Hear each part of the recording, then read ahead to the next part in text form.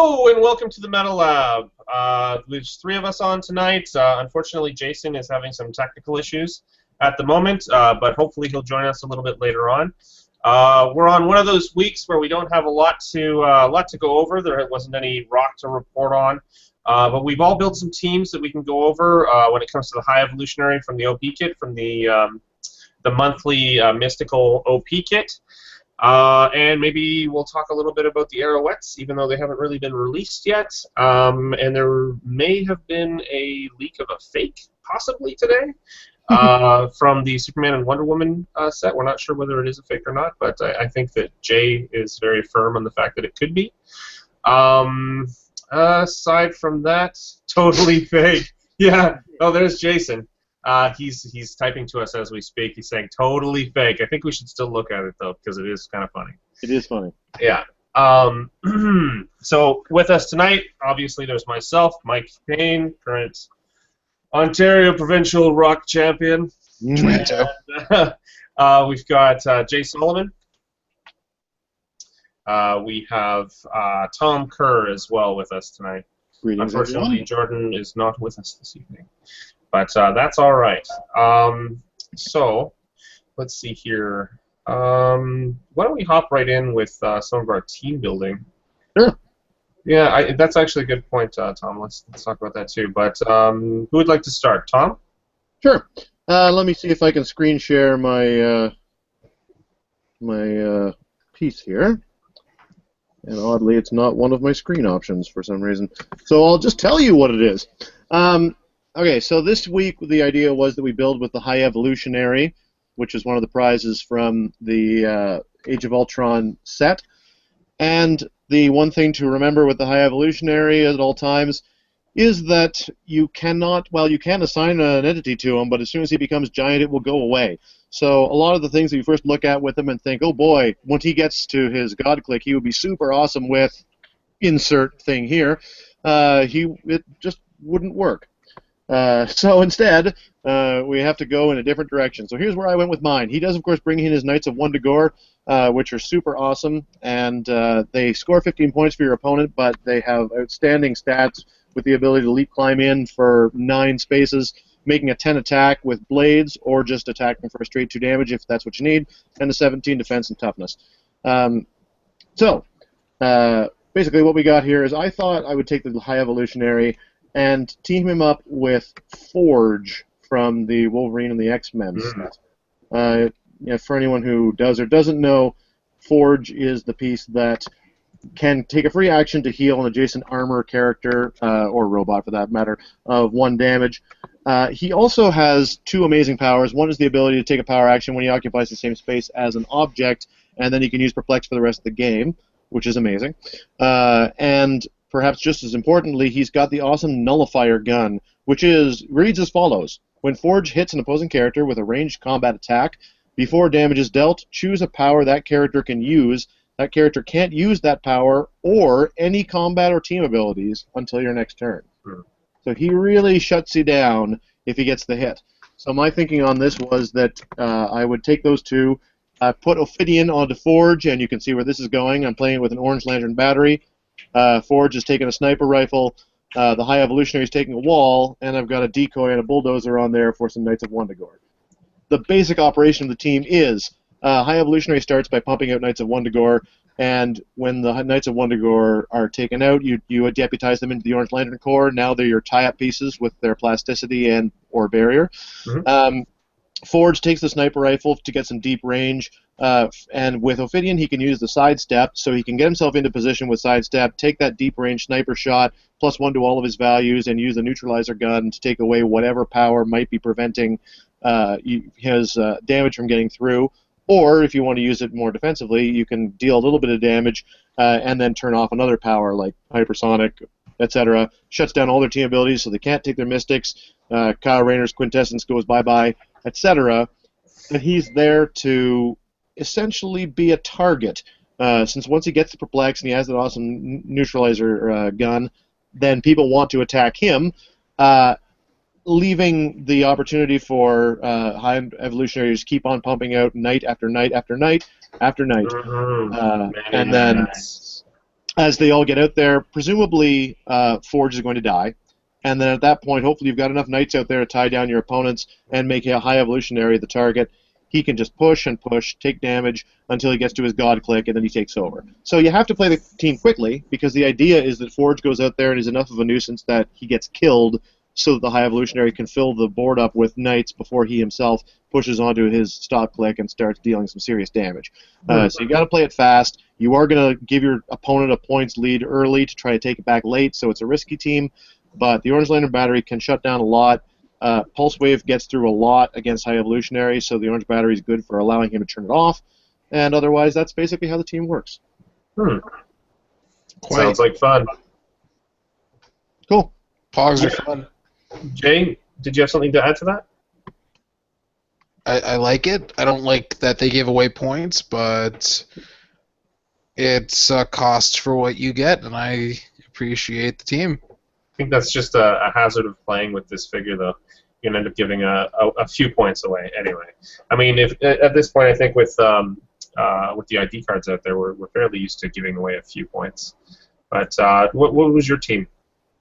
I'm going to screen share because there's a lot of stuff on it. Entire screen.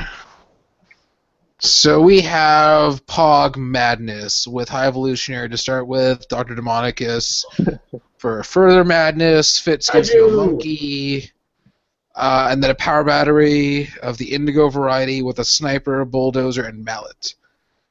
Sniper being for just some of the monsters don't have much range on them to give them a 10 range. And just based on how the points work, Bulldozer and Mallet are there just mostly to deputize, with the possible addition of Force Blast being funsies, and Mallet for the characters that don't deal out so much damage, like Demonicus himself or Fitz. Idea here is to pop out the monsters, boost them up with shield, and shield power actions. Fitz can power action to give them Perplex and shield TA for enhancement, as well as the monkey enhancement, and lots of damage from characters that are dealing worth no points. You're not giving away anything. And High Evolutionary is there mostly to just be there, maybe pop out his own pogs or just do his own thing. And then later on, with his crazy Perplex, just boost the monsters up to ungodly stats. And unfortunately, Fitz can't be using his TK on this team much, at least until High Evolutionary is doing stuff on a stop click. But until then, he can be used for support in case you somehow need to use support if you are really intent on pushing Dr. Demonicus and sending your opponents to the gates of hell. Gates of hell. I like the fact that you've got the scientist theme on there. I also like the idea of... also didn't even realize that I had... Oh, that's kind of Really? cute. Oh, wow. Oh. That's awesome. Oh, Tom, you're always finding things we're not looking at. I like the Nice. idea of a kaiju with a bulldozer. Bulldozing kaiju. Yeah, well, they should automatically have Force Blast, really. Like, let's be real. Yeah, it's too bad that Fitz's TK is kind of use. Well, you could TK Demonicus and then pop out a thing. But realistically, you don't want Demonicus out there because he is very frangible. Mm-hmm. Cool. That's all I got there. All right, cool, man. Thanks. I will now screen share my team here. Let's see if I can get it. Hopefully not one of the porn windows. Here we go. Yeah. All right. So, once again, starting with High Evolutionary right here, I wanted to capitalize on his pumping out pogs, wasn't taking this too terribly seriously. The High Evolutionary with 2 Black Talons, because Black Talon, as we know, can mind control friendly characters, in this case, mind controlling High Evolutionary, because it is not a once per game or once per turn ability. He can then use High Evolutionary to pump out more pogs. So essentially, you can create 3 Knights of Wundagore per turn, ideally, for the first couple turns anyway, or just make 3, wait a turn to clear, and then go back and make 3 more. I chose to place them with the Star Sapphire battery as well. for fairly obvious reasons. Tom and I were talking about it earlier, and he was like, or you could use the red battery because, well, first of all, the Star Sapphire battery gives you Mystics and Shape Change. But with the red battery, you get Penetrating Poison. So I would think that that would work really well with Swarm teams that have a little bit of damage mitigation ability. But in this case, I don't care if they go down. Yeah, I'm giving away 15 points, but that's okay. They're going to take a damage every single time that they do that. It's penetrating damage, in fact, because it's Mystics, right? So the whole idea is just keep pumping out guys, keep my Black Talons and High Evolutionary in the back, stealthed as best I can, just guarding them, and placing the cheap and cheerful constructs on the Pogs as they come out. Basically, I would, for High Evolutionary to give him the shape change as well, I would give him probably the Spotlight in this case. There is a little bit of flexibility to it because there are 4 different ones, but I'd want to keep the Mallet and the Bulldozer on the Pogs in the forefront, along with possibly one Pog sitting back a little bit further with the Sniper Rifle, quite a bit back realistically, because well, they are pretty awesome for Pogs. You know, we can climb and blades, can't really beat that. I started off, as I was saying before, I started off just making this not as seriously as I would a lot of other teams, because I don't really see High Evolutionary as a meta character, but I like this team more and more as it went through the creation process. In fact, actually, before Tom came by this evening, it was High Evolutionary with Black Talon, Hope Summers as well, for the whole, echoing the powers along there, but it wasn't necessary. I could just throw in another Black Talon, and then I was able to actually put out a resource. I was playing resourceless before, but with a Blind Owl to be able to push Hope Summers to that second click. Not necessary at all, as it turns out. Yeah, neat prize piece. I love guys that generate Pogs, but I still don't think he's all that meta. Yeah, that's what we've got there. Thoughts on my team, guys? My main problem with it is that you are taking mind control feedback damage. I'm okay with it. Well, you're also standing right next to a battery with support. That's true. Yeah, you don't really have to move that battery along if you don't want to. Yeah. No, it's one of the ones that's better not to, really. I like it. I think that obviously Black Talon's not going to hit every time, so you're not... And, of course, if you are hitting every time, that's going to take away the ability to use that support from the battery. Mm-hmm. So it might be better to try to alternate if you need to have the support on there. Right. But at any rate, there's no... what I like about it is that all 3 of our teams weren't really focused on trying to get High Evolutionary onto his God Click. It was more like... I don't know, I wouldn't say it's more like gravy, but it was not the primary thrust of any individual team. Which is kind of cool considering the fact that there's an awful... Sometimes you want to aim for that. But the Pogs are so useful. It's nice to have an all attack type team. Jason has just chimed in to point out that were we to hear his team, he would have had Pandora's Box on there, which is I wonder what he would have done with that. I tried for a moment to build the Rock of Eternity before I looked at it more closely and realized I just didn't like it. Yeah, I'm not a big fan. Yeah, I'm not a big fan of Pandora's Box at all. I have yet to make it really work properly. It's just so frustratingly slow. Yeah. All right. So let's see here. I mentioned the new Patreon goal. Oh yeah, that's right. So as some of you know, we have a Patreon account at this point. So if you want to become a patron of the show, that means you sponsor us. There are many rewards available to you. Oh yeah, stop screen share. Good call. There are many rewards available to you for as little as $25 a month. It just allows us to get new equipment, basically bring up the production value of the show overall. There are, as I was saying, there's multiple tiers involved in it. The $200 goal. Oh yeah. What was it again? Rewards starting at $1. Let me just pull it up so I know what I'm talking about here. The $200 one is the one where we start doing filming our practice games. Mm-hmm. Right. Yeah. Okay. The whole world can see your frustration on nights like tonight, Mike. Yeah, that was fun. I like rolling fours. seems to be what I do outside of actual competitive play. Yeah. Oh man, you learn more from losing than you do from winning, though, right?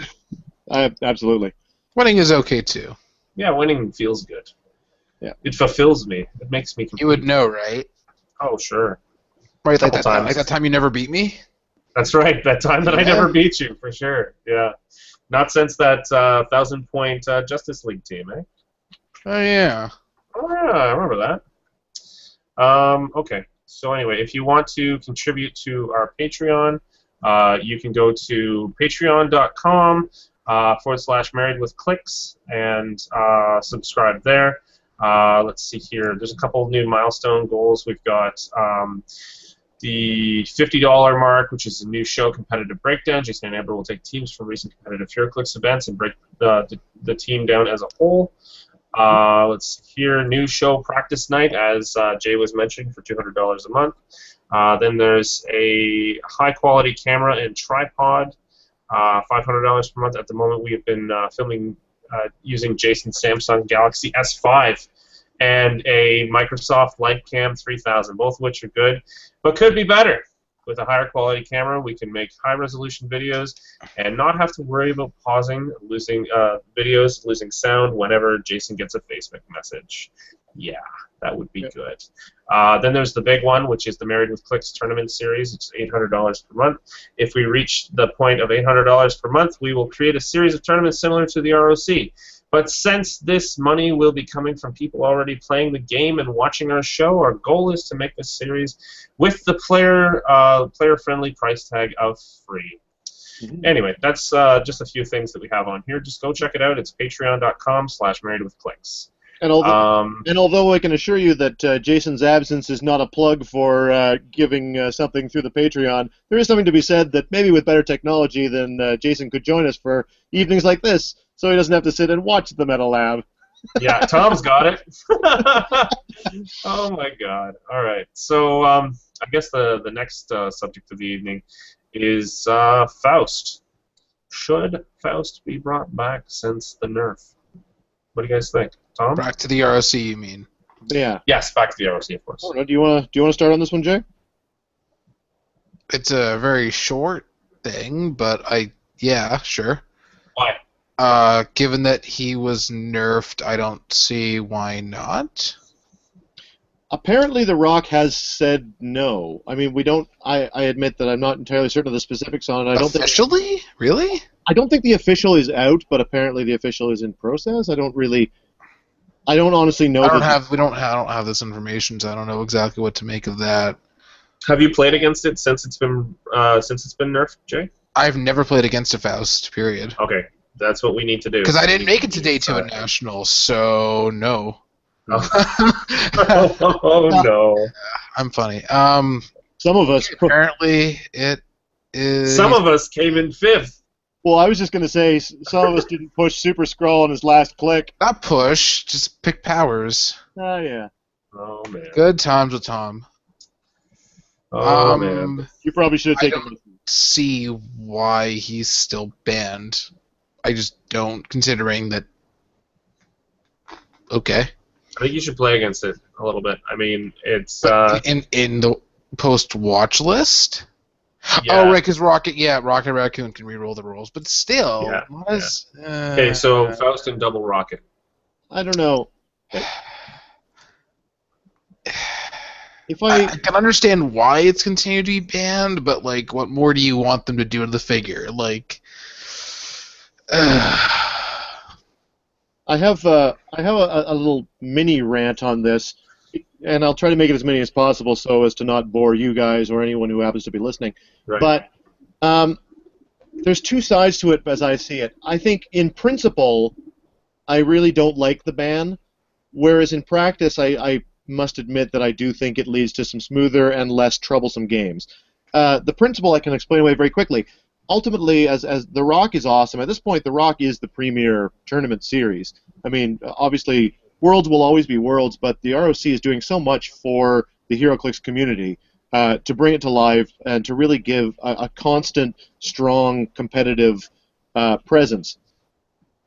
And so that's great. I'm very grateful for the fact that we have uh, such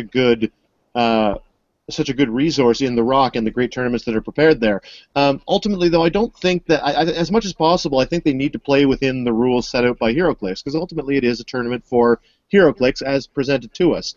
And so, in principle, I think that it should be as little as possible rules that are specific to a Rock tournament setting that go against the sort of the basic setup of the game. When Faust was dominating Worlds and everybody was playing him, and everybody knew there was a problem, including the people at WizKids. The people that were there at Worlds were saying there is a problem, this will need to be addressed. I get the idea of banning him until they address the problem. But once the problem has been addressed, whether we like it or not, it feels like it would be appropriate to give him the chance to come back in.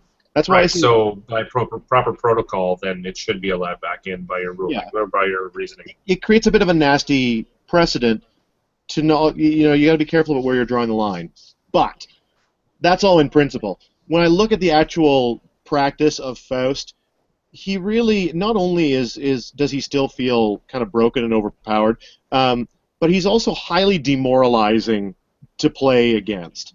And I guess to try to sum this up in as briefly as I can, everything in HeroClix more or less works one way or the other.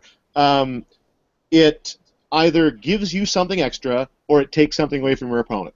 And just about every effect in HeroClix can be broken down to one of those two things. At least every positive effect can be broken down to one of those two little things. That being said, we tend to the effects that tend to create bad player morale all come from the taking things away, and that's why you see a lot of those things getting watch listed and getting objected to. People who are hating on Nick Fury right now are largely hating on him for the fact that he can shut down a power, not the fact that he can shoot through everything and has bonuses against the best guy on your team and stuff like that. All makes him powerful, but it's the ability to just take away something you can use that makes him so frustrating, because again, it's taking something away. Outwit has been doing that all along, and for those of us who remember the time before entities and resources and even traits, at that point, Outwit really was able to shut down almost everything except for your Power Cosmic and Quintessent characters, and at that time, people really objected to it. I remember lots and lots of angry threads saying, Outwit's overpowered. At the time, it was also 10 range, mind you, and Outwit is too much. The game has changed now. There's a lot of sources of power that aren't outwittable. That has balanced itself out. But people will always object to having things taken away from them. And I think that the fact that with the Orange Lantern power battery got watch listed and that people complain about it as much as they do, the green power battery, people complain about that, they're all based on effects. They're taking things away from your opponent. And that leads to a negative play experience when the things that you brought to the table can't do what you brought them to the table to do. It's fun when you get powers and effects that give you extra things, and it's demoralizing and depressing when you can't do the things that you brought your team to do. And Faust is the ultimate example of that, because he has so many effects that are like that. When he says you can only take ranged combat attacks, then he's taking away everything else. When he says you can only take free actions, he's taking away everything else. When he says you can't clear, you can't clear. So you're basically taking away your ability to take actions, or at least delaying it. When he says you can't move more than 3, you can't move more than 3. When he says go back to your starting zone. When he says you can't take power actions until you've taken some other kind of action. It's not just the 5 or so effects that specifically say you can only use X, Y, Z power. There are so many powers that he has that take away things from your opponent that Jason has commented on this show many times, that it feels like you're a spectator at your own game. And even though they've reined it in a little bit, it can still feel that way. And it can still be really demoralizing and frustrating to play against. And in that context, I can understand why they still want to keep him out of the game. At this point, it's partly that he's still super powerful, but it's partly that he just creates a negative play experience when you play against him, and nobody wants that. So, yeah, in principle, I kind of feel like he needs to be back in. In practice, he specifically is a cancer on the game. That's fair enough. I mean, that's pretty intense description or reasons. Yeah, I don't think he should be allowed, personally. I don't like the precedent. that it sets, that we can actually, or that it's possible to ban a figure altogether. But I've played against it, and it's not fun. I'm for fun. I like fun. Yeah. That whole thing where even when you lose, it's fun. Yeah, that's not fun. Says the guy who plays the Orange Lantern better, but you don't always, so that's unfair. No, I don't always. I do. I have a fair amount, but I don't always. And Jason added, he, like Banshee, is good, but can die. Yep. Yeah. Yeah, it was always a point of pride as far as I could tell that, like, WizKids doesn't ban figures because, as opposed to other games where, oh, look, I got this really expensive, cool thing, and then I can never use it again, ever, in any format. Right. And then that's why I like what the watch list does, because it takes those figures that are just too much, and it changes them and makes them playable in a reasonable way. Mm-hmm. Whereas Most of the Faust time. is still kind of pretty powerful. Yeah. I think that they should be powerful, but it's just he breaks the game. Yeah. That's what he does. I don't mind things that subtly break it. I don't mind, like, Nick Fury's amazing. He is. He's incredible. I've played with him a fair amount, and I will continue to do so. He's just really, really good overall. And so is the Super Rare Hulk from the Nick Fury set as well. He's tremendous. I haven't played with him. I've played against him. Mm-hmm. He's a very good piece as well from that set. I think Nick Fury probably stands out. That and Nighthawk, they're probably the top two from that set. But they don't break the game. They're not Fausting the game. Oh, there's the thing. Hey, we're Fausting the game. Nighthawk is about as close as any example from Nick Fury, because again, this is the taking things away from your opponent. He takes away all modifiers. He takes away all modifiers, yeah. Positive ones. You still get He your doesn't negative. prevent them from doing things, though. He just prevents them from using modifiers, period. Which, in all fairness, is a huge part of this game, right? Yeah, it is. But again, I agree that it's not too much. It feels like it's a lot, but too much would be a different thing. Yeah. But those guys are, like, Nick Fury is 6-click, has defensive capabilities, but is only 6 clicks, is a character that you can kill. Nighthawk is 5. Yeah. Whereas Faust, if you can't get to him, there's nothing you can do. Yeah. And for what it's worth, I think the thing that kills me about it is that even with something like the Orange Lantern Battery, if the Orange Lantern Battery says you can't use improved movement, that's really frustrating. But you think, okay, what can I do instead? And if you outwit a power that is central to my strategy, then I work and say, what can I do instead of that power? Well, it's only really, really destructive or horribly destructive to teams that are supposed to function in one particular way. Yeah. Right? And that's what I mean. That's what I'm saying is that you find another way to deal. Whereas with Faust, Faust is not taking a specific thing away. He's taking everything except a specific thing away. So there is no what can I do instead with Faust. There's just an I will now do nothing. This one specific thing or nothing. Mm-hmm. Whereas, if you look at the Doctor Strange with the D20, he's not even close to as destructive, and he's 150 points. He is half of your team, your total build points. So he's fun, and you can play him on a competitive team. Absolutely, I think you can break him and use him well, but he's not going to be the thing that ruins everything. Mm-hmm. Yeah. Yeah, it actually reminded me that there actually was a time when I played against a Faust in a non-competitive tournament, but still, it was what happened. I moved out of my starting area. He put me back. I moved out again. Then he rolled. I could only be taking ranged actions or whatever, which essentially made me not do anything. Meanwhile, he's moving his whole team out. I literally do nothing, and then nothing happens the whole game, and then he takes out some points and wins to time. Wasn't fun. Yeah. In fact, I'm a little bit surprised that in this context it would even be the Rocket Raccoon ruling or the Rocket Raccoon workaround that would be considered the tipping point. I mean, for what it's worth, that's still a very specific build that already constitutes more than half your team if that combination is what's at work. It's 160 the for double. 2 of them.